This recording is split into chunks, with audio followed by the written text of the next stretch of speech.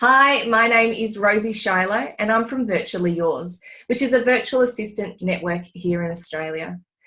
I'm really excited to be presenting to you today for the PA Online Summit, and I'm going to be talking to you specifically about whether or not you have what it takes to be a VA.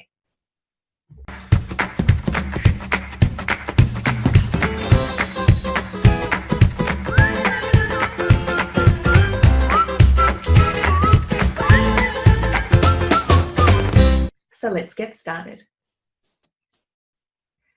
So I thought I'd start obviously with a bit of an introduction so that you know who I am and why you would bother listening to me. So I've been in the virtual assistant industry for 14 years, and in that time I've been supporting and working with VAs, through all sorts of interesting setup situations or debacles or successes or all sorts of things. So I've seen a lot. I've seen businesses come and I have seen businesses go.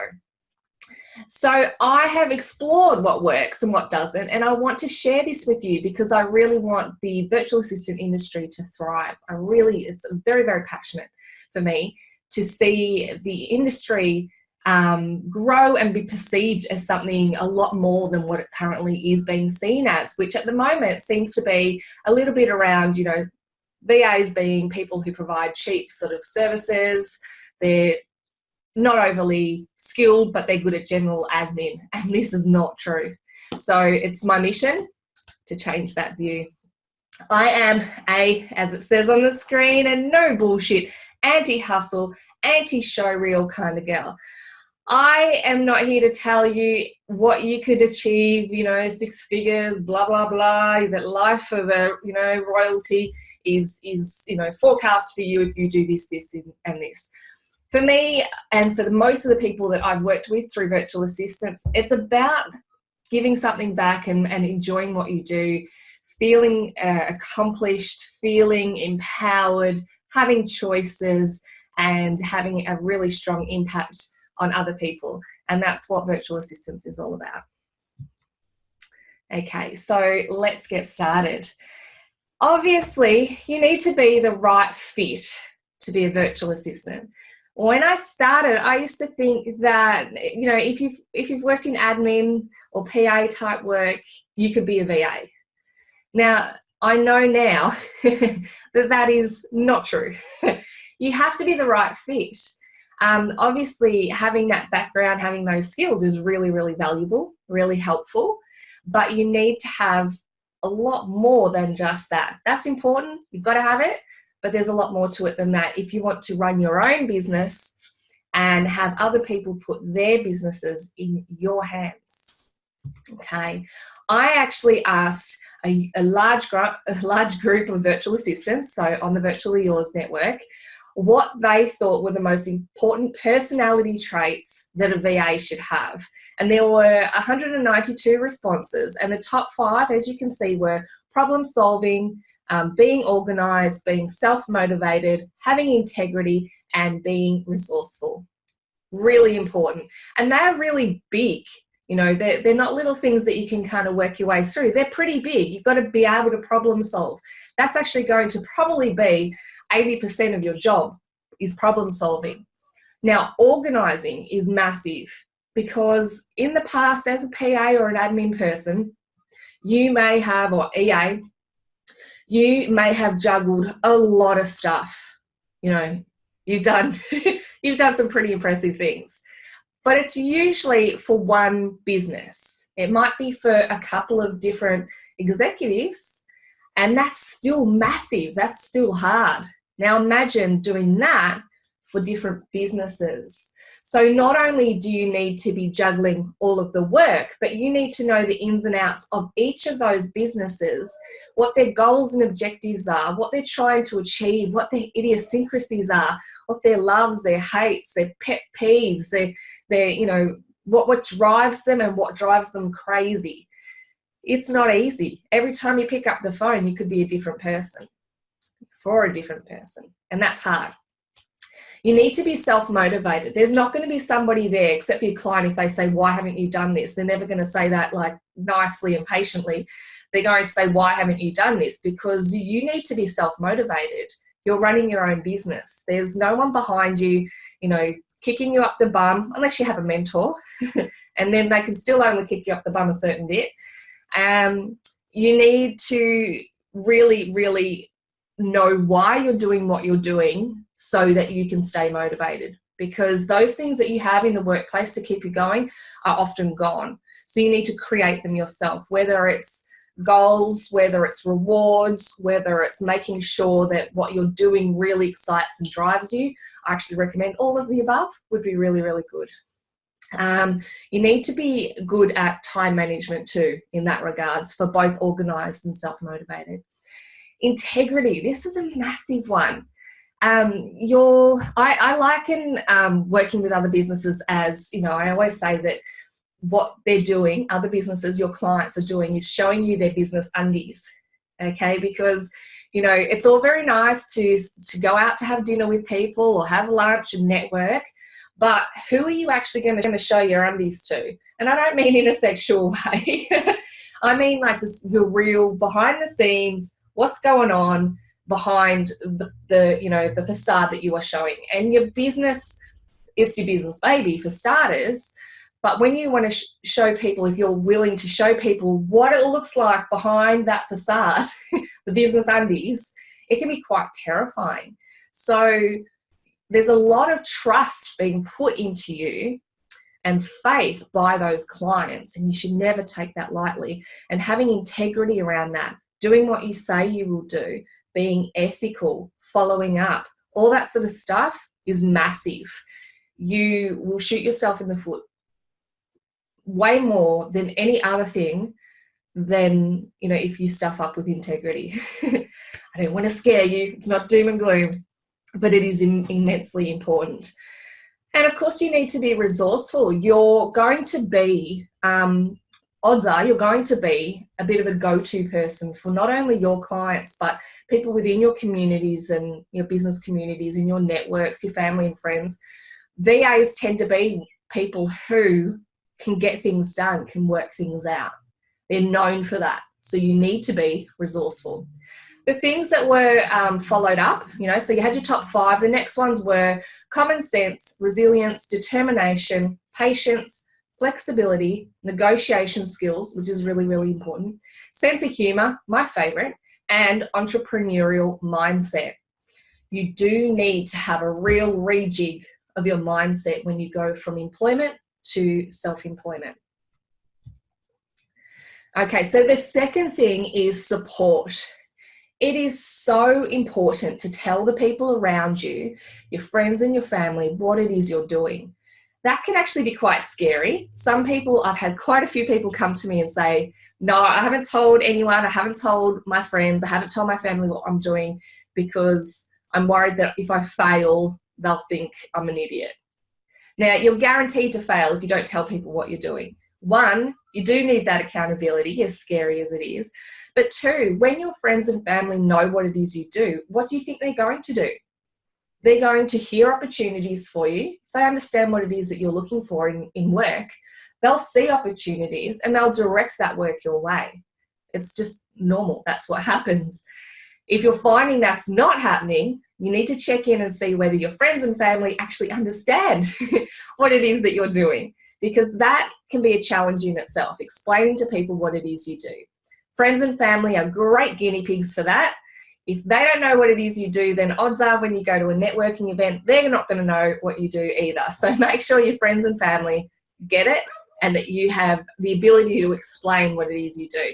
And in that, it's usually about who you support, what pain you ease, and how the basics of how you do that.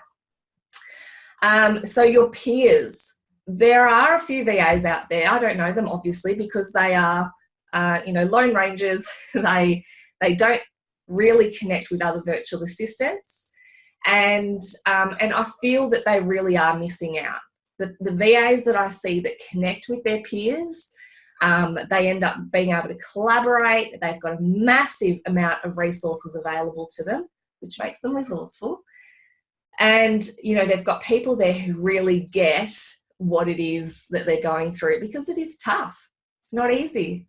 You can talk to your family and friends about what's challenging in your business, but really only another VA will understand what it's like. And really, the person that you're venting to, if you want them to really understand, they need to be self-employed as well, because it is a very, very unique kind of life. You need to build your business networks, and I'll touch on this a little bit later as well. Your business networks will be able to provide you with a massive amount of support, because they all have different skills that they bring to the table. You will meet people who have been there, done that, see people who are growing the same as you, people who have skills that complement yours, all that sort of stuff, people who you can just admire and grow from knowing and talking to. It's really important. You also need to make sure you have an accountant. I was really resistful of this at first. I thought, oh God, that's just going to be so expensive. But it's actually pretty much a non-negotiable. You need to have an accountant, because at the end of the day, you're going to have to put your tax returns in, and they're the ones who are going to need to do it for you. It gets quite complicated after a bit. You might be able to wing it for the first year or two, but they are going to be able to make sure you get the best setup, the best returns, and make sure that your structure is right for you legally. I also recommend getting a mentor or a coach and making sure that it's someone that you really resonate with, someone who you really admire the way that they carry themselves, the way they communicate, what they've achieved. It doesn't mean that they have to be someone who is a gazillionaire and who jet sets around the world. It depends on what you resonate with, and that you feel safe and secure to talk to, but you also feel that their answers are the sort of answers that you would listen to and take a lot from. Okay. All right. Now, for VAs, this should be exciting and awesome. For me, I just think, setting up my business, doing all the paperwork stuff, making sure that it's structurally viable. That doesn't sound overly exciting, but it's something that you should actually be quite good at. And, you do need to understand the basic structures of a business, and your first one that you work on will be your own. So making sure that you set it up for success, because things can go wrong, especially if you don't have a solid foundation with, that you can grow from. So by that, I mean, know what problem it is that you're solving. So think about the sort of services that you want to offer, and this can evolve and change over time. In fact, I recommend it does.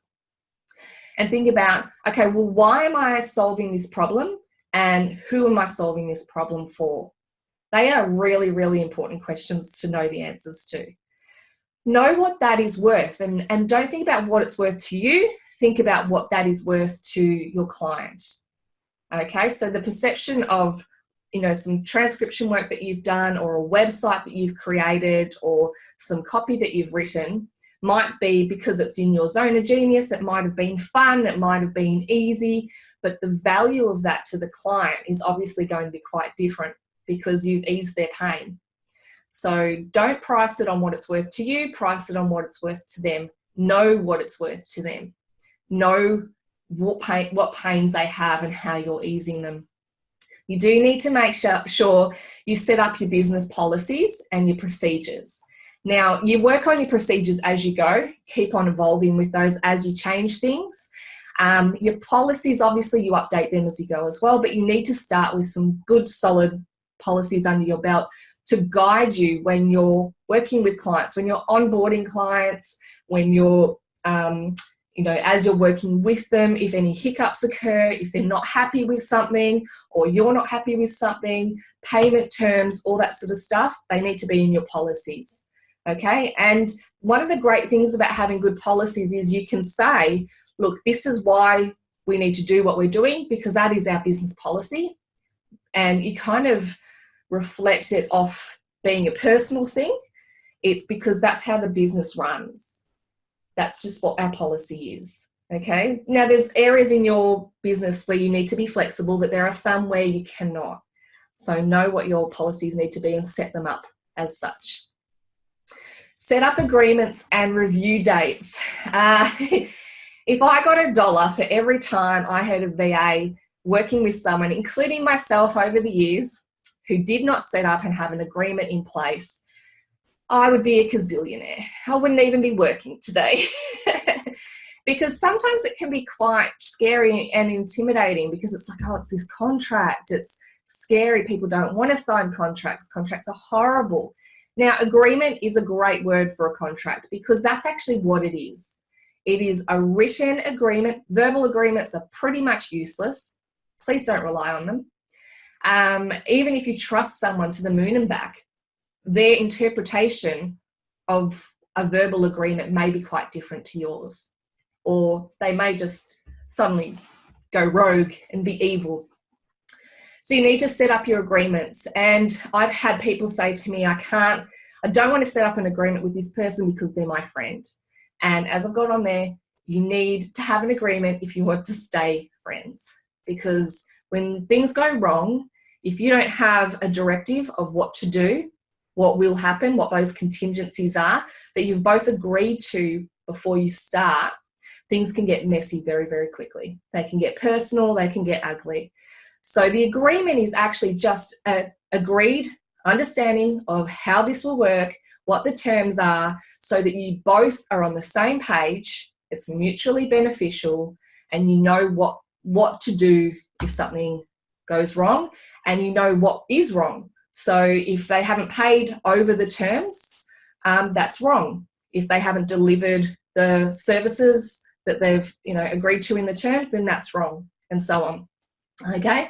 And the other thing you need to do, obviously, is invest in yourself. And people who I speak to, people who listen to webinars like this, I know I'm preaching to the converted, because you're investing in yourself. You need to invest time and you need to invest money. Training will not always be free, but be clever with how you allocate your money. Have a think about what you want to achieve, when you want to achieve it, and whether that nice shiny looking course or opportunity is actually going to achieve your outcomes, or whether it's just very, very shiny and pretty. Okay. Number 4. I touched on this before, obviously, integrity. This has been a big one for me over the last few years. I've had people who have breached my trademark, so copyright.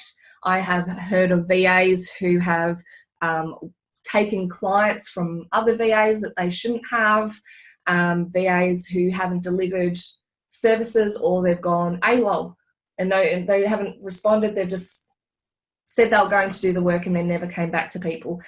This is the worst thing for our industry when we see that happen. It just shows a real lack of professionalism, a lack of ethics. And when we're in a business of trust, that's bad. So if you don't think you can stick to integrity and making sure that you're delivering on what you say you will deliver, and just do what you say you're going to do, and always respect the businesses around you, please don't become a VA. Please stop now. You must never leave someone in the lurch. Never. If you say you're going to do something, please do it. If you can't because you're on a deathbed, you need to make sure that there are contingencies in place so that the other person is not left high and dry. Now, this is just common sense. There's obviously going to be circumstances where things are completely out of your control. But what you can do is set things up when you are in control for those scenarios. Have someone who could step up for you and, take the lead or redirect work or whatever it might be. Just communicate with the client about the situation, problem solve, all that sort of stuff. Make sure there are contingencies in place. And that's where having the community around you of your peers can be absolutely invaluable, because they're most likely to be the ones that you would call on in those situations. And you may have an agreement in place where you can do that for each other. If you think, okay, well, if I fall sick, or if someone in my family gets very sick or passes away, or something happens, there's flood, there's power outages for days or weeks on end. What can you do to help each other out so that your clients are not left high and dry, and that you don't have to worry about coming back to a business that is absolutely in tatters? Okay, so think about those scenarios. What's going to happen if you get sick, What's going to happen if you stuff up a job? Whether you've stuffed it up or if the client just thinks you have. What are the contingencies? What are the processes? What are the policies that you have got in place? What's going to happen if you lose a client? What will you do? What's your process? Are you constantly marketing? Are you constantly networking? Are you ensuring that you don't have all your eggs in one basket? Okay, I just use this picture because it's so cute, and meerkats have such an awesome community, and they always have someone, as you can see our little guy here on the left, they always have someone who is on the lookout so that everybody else can be doing what they're doing. And it's really important that they've got that community around them so that they can, you know, thrive. And we're exactly the same. Building your community in your business is key. You can quote me on that. So you need to build your community online, face-to-face, and with friends and family. Okay, those are the 3 key areas. You can't really do just one of them. You really, really need to be looking at all 3. You look online and face-to-face and with friends and family so that you can find clients, so that you can learn from people, so you can lean on people as needed, and so that you can build your community, your resources for your clients. You can provide more solutions to people if you know more people who can do what's needed, the things that you cannot do. Okay, so number 6, communication skills. This is vital. In the workplace, you can march up to someone's desk and communicate with them, whether it is joyfully, exhaustedly, angrily, whatever it might be. You've got body language on your side. You've got the vocals on your side. You've got everything. The communication is so much more powerful. When you're virtual, you take that away. Obviously, when you're at networking events, it comes on back in again, but networking is a little bit different anyway. But when you're communicating with your peers, with your clients, and a lot of the time it will be virtually, it'll be either on the phone or email. If it's on the phone, they've got the voice, but they don't have that physical part backing it up. So you may be tired and talking in such a way that you think is fine, but it actually sounds real downer. And the person at the other end is perceiving that, you know, you're kind of grumpy at them or irritated at them or whatever it might be. And that's, you know, they're the sort of things you need to be quite careful of. If you're communicating via email or messenger or through your website or any kind of written communication, you've got no voice vocals, no intonation, unless you use an italic or a bold, and you've got no body language there to back you up. So it's incredibly important that you master communicating and understand the risks of each time that you communicate. You need to also, if you know who your ideal client is, and this is something that will evolve over time, you can start with what you think your ideal client might be, and it may, you know, change as you work with a certain type. You may think, okay, well, that part of the personality is not working for me, or that part of the job's not working for me, and you just tweak it and make it work to you. When you know who your ideal client is, or when you're guessing who your ideal client is, all of your communication needs to resonate with them. So you need to be tailoring your message to, you know, in such a way that they get the right message that you're trying to deliver. So there's 2 things to that. Obviously, you want them to be, you want them to be hearing, you know, what you want to say without there being Chinese whispers along the way, which is you know, occurring based on life experience, how they're feeling, you know, who said that recently to them, what they had for breakfast, whether they slept well the night before. All of those things impact the message. They're all the Chinese whispers along the way. So you want that to be as clear as possible, so minimal Chinese whispers, but you also want them to go, oh gosh, this person gets me. This person knows what my pain is and they can ease it. So your communication is used for both of those. You want them to resonate with you and feel a connection, like you can help them, but also also that they get the same message at the end of the end of the day that you were trying to deliver at the start.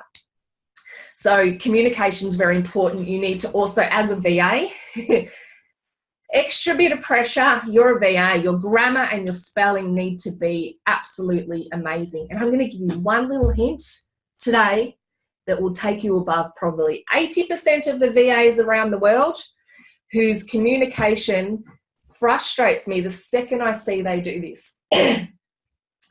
When VAs are writing VAs and they use an apostrophe even though they don't need one. So if you're talking about a VA's cat, yes, you use an apostrophe because there's ownership. Or if you say the VA's going to the shops, so you're talking about one VA and it's abbreviating VA is, you use an apostrophe. But if you're talking about the VAs on the network or the VAs who are going to help you or what VAs do, you don't need an apostrophe. Please don't use one. Please. If that's the only takeaway from today, please. Because it makes you look like you don't even know the basic grammar for your own industry title. And that's frustrating. Okay. See? VAs, grammar Nazis. All right. The next thing you need to obviously have, and this is at the end of the presentation, is the actual skills. Everything I've spoken about prior to this is actually more important because you can learn new skills. You need to be, as I said before, someone who's willing to learn and someone who's adaptable and resourceful, and that in turn you would use to learn new skills. So you need to have a think about, okay, these are the skills that I have, these are what I would like to have, and these are what I need to have. What I want to know, what I need to know.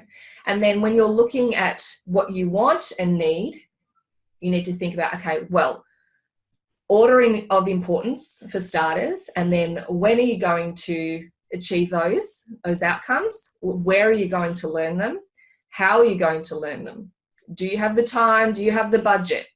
All that sort of thing. And these are things that you need to assess on an ongoing basis. What I have, what I want, what I need. What you have is what you've got to work with to start off, but you need to constantly be working on, in particular, the what you need, but trying to make your business something that's exciting and wonderful for you is incorporating the things that you want to know. So making sure that upskilling is a regular occurrence. Listening to podcasts, watching videos on Skillshare, going to training days, networking events where they have speakers, going to groups like Motivating Mum we've got around here where we can learn from each other, all sorts of stuff, listening to webinars, reading books, allocating time for that in amongst all of your other work. This is where that time management, organising skills also comes in important, because this is all stuff that you can't charge for. So you've got to remember too, as a VA, when you're thinking about your income, there's a little segue here, is you're not going to be earning money for every hour you work. No business does really, unless you've got a whole lot of residual income set up. So you need to be thinking, okay, well, how am I going to break down my time? If I've got 20 hours available to me a week, how many of that will I be able to set up as billable hours, and how many needs to be working on my own admin or my own skill growth, business growth, that sort of thing.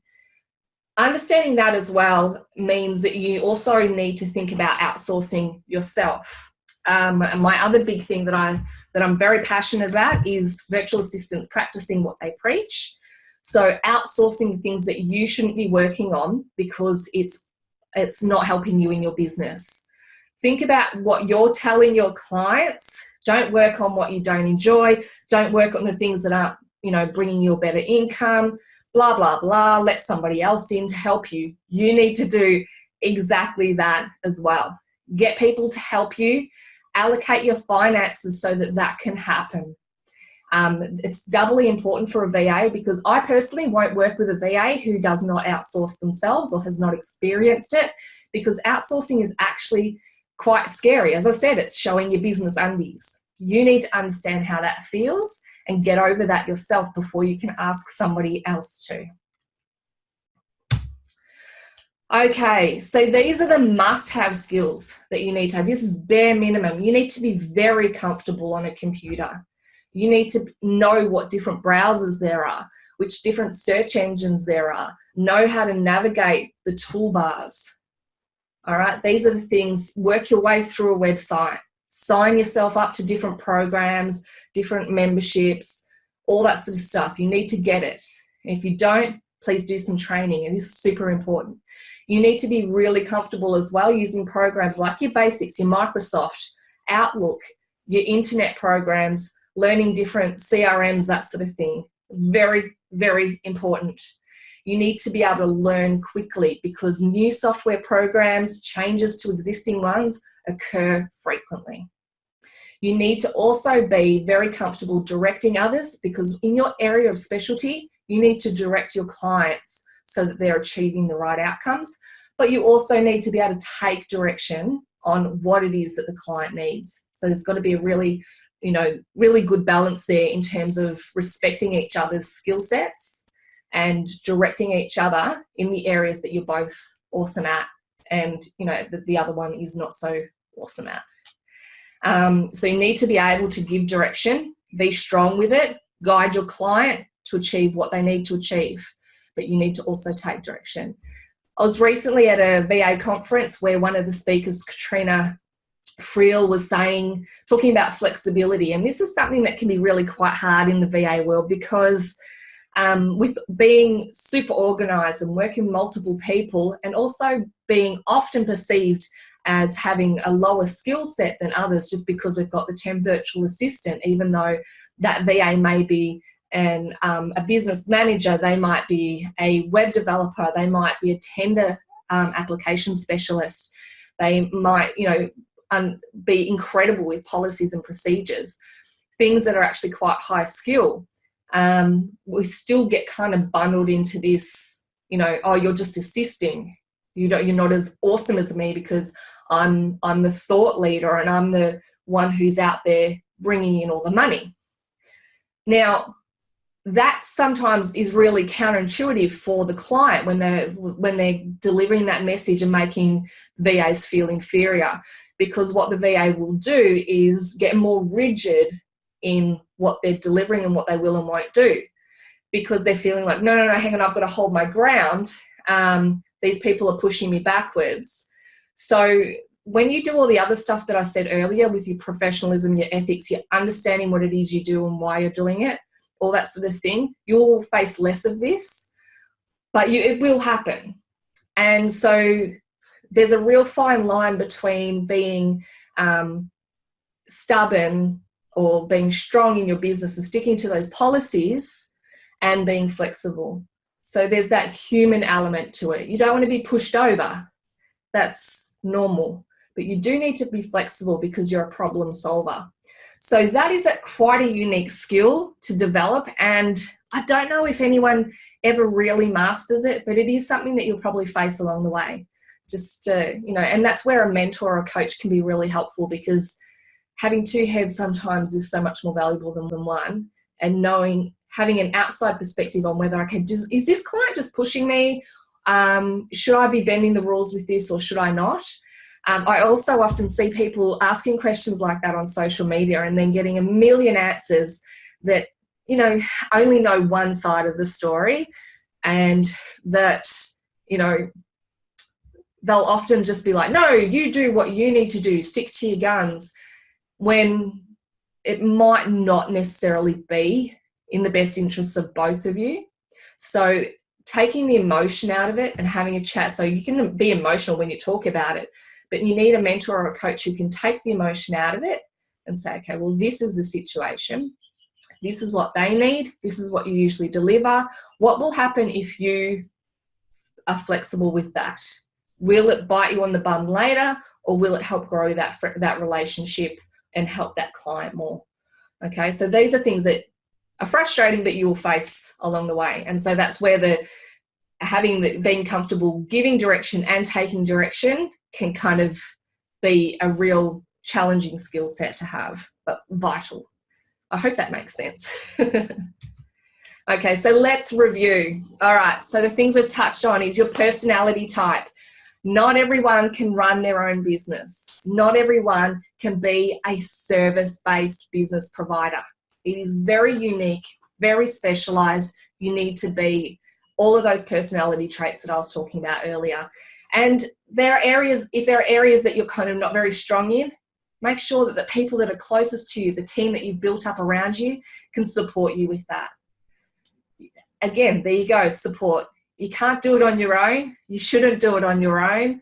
You need to have people around you who are cheering you on, because you will have days where you hate your work, hate your business, hate your clients, hate everything. And if you don't have support around you, that's going to be virtually impossible to deal with. So, you want them there to help you get through to those days where you love everything, because they are so amazing. Remembering that when you're running your own business, you have so many opportunities. You can make it what you want it to be. And there is nothing in terms of work that is more awesome than that. So embrace it. Make sure you set it up right. Okay, have the right foundations. When you're setting up, do your homework. Please check trademarks and copyrights before you choose your business name, before you choose your logo. Please do not assume that when you check the business name register and that you register your business name, that that's all you have to do. Please check the copyright websites. I don't know if they're the same all around the world, but IP Australia is what I would go to check to see if there are trademarks under the service areas that I offer that are too close to the sort of business name I'm thinking of using. Otherwise, you'll set everything up, and then the person whose trademark you breach will contact you and say, you've breached this trademark, you need to change it now, or there will be legal consequences and you've got to start again. Okay? Integrity, please respect the business undies. Please respect the people around you that you work with.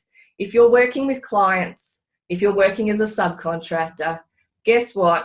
They're pretty much the same, except if you're a subcontractor, you're effectively working for two clients. So you need to deliver at such a level that both of them are happy. If you're working with one client, direct to that client, you need to make sure that they are happy. So it is a massive effort. And you need to just be always considerate of where they're coming from, what they're trying to achieve, and what the right thing to do is. There is a ethics, what is it called? The Code of Ethics, Virtual Assistant Code of Ethics. It's available on my website that you can have a look at. It's very simple, but it just indicates some of the basics that you need to follow as a virtual assistant to maintain that ethical standard. Build your team. I've met some of my best friends from networking.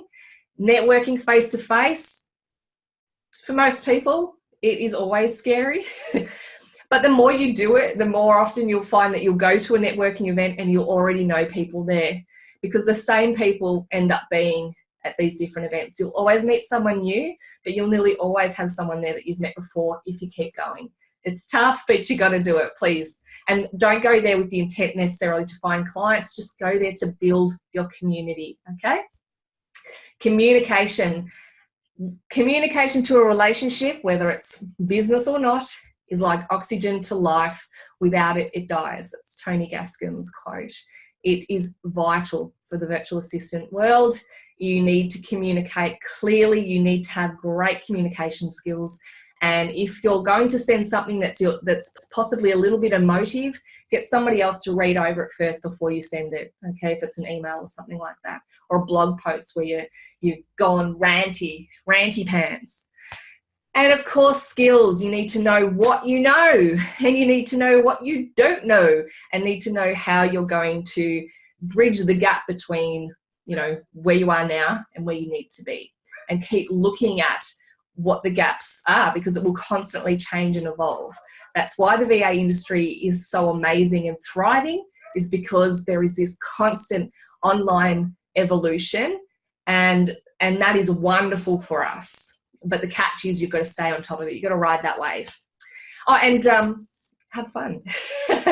As I said before, running your own business is so incredibly rewarding at times. It is so incredibly painful at times. But you get to do some really cool stuff. I mean, look at me. I've just spent however long we've been doing this recording, chatting to you about outsourcing, setting up your VA business, the stuff that I love. This is stuff I'm passionate about. And, you know, if I've missed anything, or if you want to know more, please make sure that you contact me, because this is what I love to do. Okay? Make it so that your business is what you love to do. So Virtually Yours is my business. As I said, I've been in business for 14 years now. And as you can see, because I'm so young, I obviously started at a very, very young age. And Virtually Yours now is where Aussie VAs hang out. It is for Australian VAs and New Zealand, because basically Australian and New Zealand is the same thing. And if you're in either of those countries and you want to be part of a community of like-minded women who will cheer you on, provide advice, laugh, cry, grow, and sometimes crumble together. And there are men in the group as well. Often as not, there are mainly women. We'll have men every now and then. So men are very welcome. But it is predominantly women. And we have Facebook Lives, we have webinars, we have, great resources, massive community. We have events where possible, retreats, all that sort of stuff. So please come and check it out. And as I said before, we've got the code of ethics on there as well. So this picture shows how awesome it is running your business around children. Today, it's school holidays. It's Easter school holidays. So I'm lucky. Hubby's just taken my two little monkeys. That's my youngest one in the picture there, to go 10-pin bowling, so I could do this recording for you lovely people today. But if he hadn't have done that, this recording probably would have looked a heck of a lot like that. So what I like to say is, please, also, if you're running your business around children, which probably 85% of you would be, cut yourself some slack. See the opportunities that are available for you. I mean, that picture was taken by a great photographer, Sophie Timothy, at a networking event where they had a photographer there that you could take advantage of. Obviously you paid, and they had childcare there as well. So I brought my prop in with me, being Ella, my daughter, got those photos, popped her into childcare, and then went and did this networking breakfast, which was really, really cool. So there are opportunities around you. And if there aren't, create them. If you don't have a group, like if you look up Motivating Mum, that's what one of the groups that I attend in my area. There's other ones like Bloom Networking, the She Will Shine, all that sort of stuff. In every location, it's different. So if you don't have groups like that, get your team together and create them. Create opportunities that support you and the people around you. And you too can have fun with children climbing on your head while you're trying to work. That was actually quite hard to get her to do that, because she was actually better behaved on the day than she normally is. On that note, I hope you found this session helpful. If you would like to connect with me, please do so. On Facebook, I'm at Virtually Yours Virtual Assistants. On Instagram, Virtually Yours VAs, and Rosie Shiloh on YouTube. Or you can email me, rosie@virtuallyyours.com.au, and I would be very, very happy to meet you and to help you out. You can also have a look at the website to see some links to some training opportunities. We have a free, fantastic course, about 8 hours of content on Skillshare, and the link to that is on our website. And you can access that at any time, plus other courses like for transcription and stuff like that. So I hope that you're finding the PA Online Summit to be awesome. I'm sure it will be, and I will hopefully connect with you soon. Bye.